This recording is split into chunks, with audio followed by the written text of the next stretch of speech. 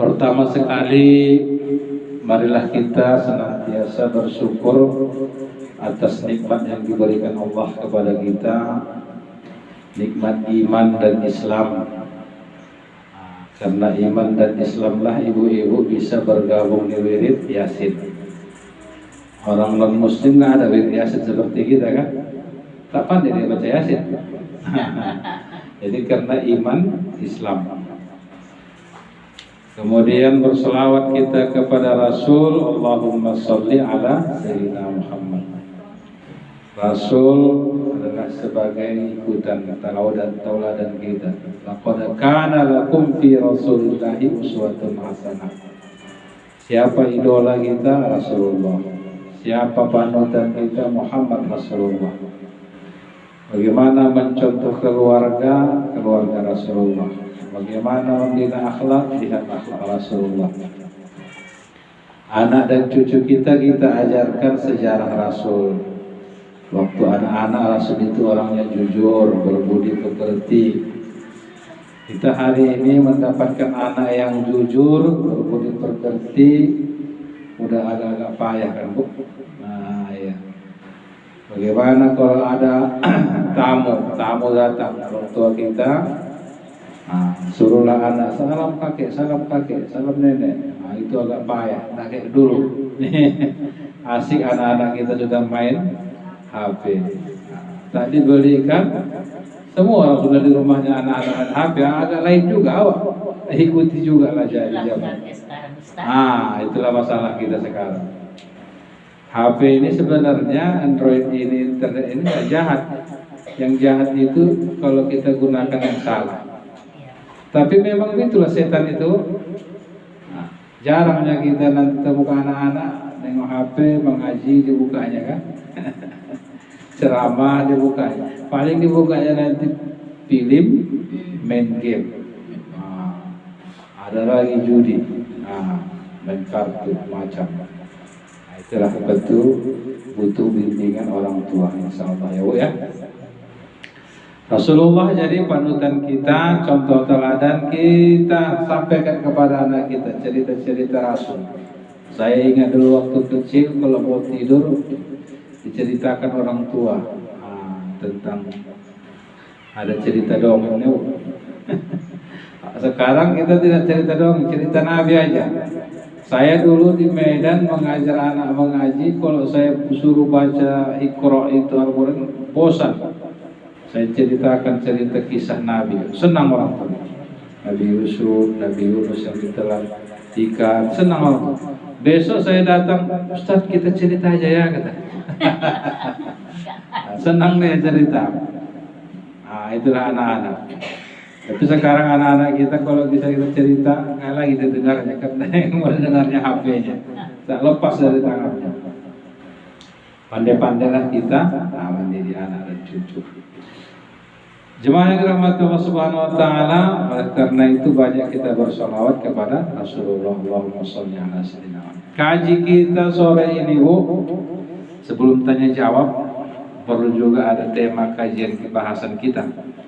Kalau tanya jawab nanti bebas. Ibu-ibu mau nanya apa saja boleh. Pertama dari kitab Nasaihul Ibad, nasihat-nasihat untuk hamba-hamba Allah, karangan Syekh An-Nawawi Al-Bantani. Ini kitab biasanya diajarkan di pesantren-pesantren dan pengajian-pengajian. Ada 4 perenggut. Berapa Bu? 4. Supaya jangan payah menghitungnya. Kalau ibu-ibu harus dikasih angka 4 perenggut, 4 amalan, 4 yang tak boleh dikerjakan, 4 keutamaan. Jadi pulang dia 4. Dulu pernah saya sampaikan ada 4 amalan seorang istri atau wanita menyebabkan dia masuk surga. Yang 4-nya aja diamalkannya. Masih ingat ibu itu? Hadisnya iza sholata mar'ata khamsaha, apabila seorang wanita itu sholat 5 waktu. Wa shomu sahroha, puasa Ramadan. Wa hafizat farzaha, menjaga kehormatannya. wa ta'at zaujaha, taat kepada suami. Itulah amalan ibu. Sholat 5 waktu, puasa Ramadan, menjaga kehormatan, taat sama suami. Dikatakan kepadanya qilalaha udkhulil jannah. Kata Nabi, masuklah kita, dipanggil ke surga. Ibu-ibu yang istri yang solehah tadi, yang taat sama suaminya, yang menjaga kehormatannya, yang puasa Ramadan, yang sholat 5 waktu. Jadi rukun Islam itu zakat dan haji ibu tak dituntut, itu dituntut suami nanti. Kalau sudah cukup hartanya wajib berzakat, ibu lepas. Cukup dana untuk naik haji, suami membayarkannya. Qila laha udkhulil jannah min ayyi abawaba sittah, dari pintu mana saja yang kamu suka. 4. Apa yang 4 tadi Bu? Saya sering nasihatkan kepada calon pengantin. Kita di kantor PUA ada bimbingan catin calon pengantin. Ini saya ajarkan sama wanita ini. Inilah kerjamu. Sholat jangan tinggal 5 waktu. Puasa Ramadan, menjaga kehormatan diri, jangan kau selingkuh. Nah, itu kehormatan diri. Ada lagi pacarmu, ada nomornya di HP-mu, hapus. Saya bilang langsung dihapus. Karena mengganggu nanti itu. Kawan sudah mau nikah, asik nelpon dia, blokir. Kerjamu ini. Wa ta'az zauja, taat kau sama suamimu. Itu tugasmu. Yang lainnya suamimu. Makan, rumah, pakaian, itu kewajiban suami. Jadi suaminya saya sampaikan 4 juga. Tugasmu sandang, papan, pangan, perhatian. Sandang, pakaiannya belikan, papan, rumahnya. Kalau nggak ada rumah menyewa, kau sewakan. Kalau sudah ada uang, bangun. Papan, pangan, makanan, biaya hidup, perhatian, pendidikan. Kalau sakit dia, kau obati. Kalau dia lupa sholat, kau ingatkan. Perhatian, cinta kasih. Jadi ada 4. Ibu-ibu wanita tadi sholat, puasa, menjaga kehormatan, taat. Yang paling payah taat katanya. Apalagi buru deh, karena ada buru deh kan, buru haram. Siapa yang katanya istrinya buru haram ya? Bawa pasiksa kubur katanya suaminya. Buru haram itu buru deh kan itu. Apa maknanya? Tetap istri menghormati suami. Jadi ada 4 perenggut dalam kitab Nasaihul Ibad, yaitu yastaqbilul ibnu Adam puhubat.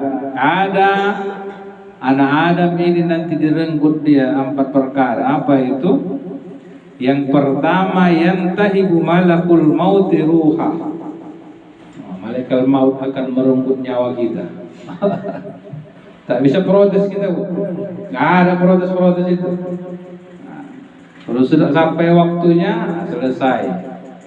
Yang kedua, wayantahibu alwarasatu malahu, akan direnggut harta kita oleh ahli waris. Kalau meninggal kita udah milik ahli waris.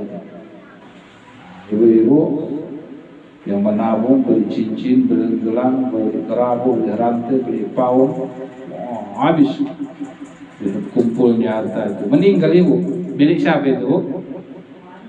Pewaris. Salah satunya suami, dijual suami, kawin lagi dia.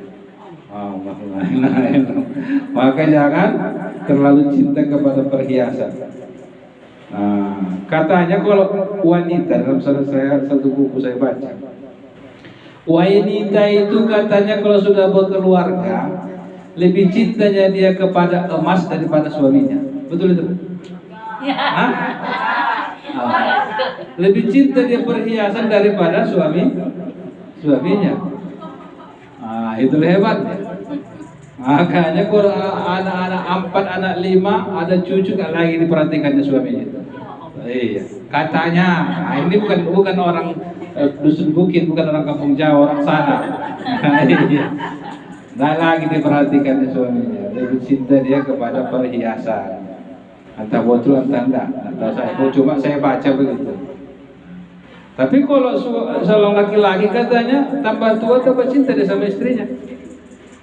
Karena banyak kelemahan laki-laki ini butuh bantuan istri, ya kan? Banyak lah. Iya, kelemahan laki-laki ini banyak. Tak pandai dia, tak tahan dia memasak, tahan dia mencuci. Wanita serba bisa. Wanita serba bisa. Makanya dia kalau tambah tua, laki-laki itu tambah cinta sama istrinya. Tapi kalau ibu-ibu katanya lebih cinta sama cucunya daripada suaminya. Katanya itu entah persis siapa nggak tahu saya ya. Jelasnya nggak persis saya.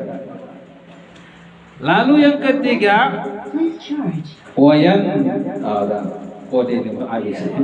Wayan tahibud dura jasmuhu. Apa katanya? Cacing akan memakan jasad kita yang sudah meninggal. Ada jelas. Orang yang meninggal. Iya. Sedikit lagi, bisa ini satu lagi nya. Yang terakhir yang keempat. Wayantahibul khutama'u amalu. Orang yang dijolimi akan merenggut amalnya nanti di akhirat. Orang yang terjolimi, Bu, di dunia ini disakiti orang dia, diejek orang dia, terjolimi dia.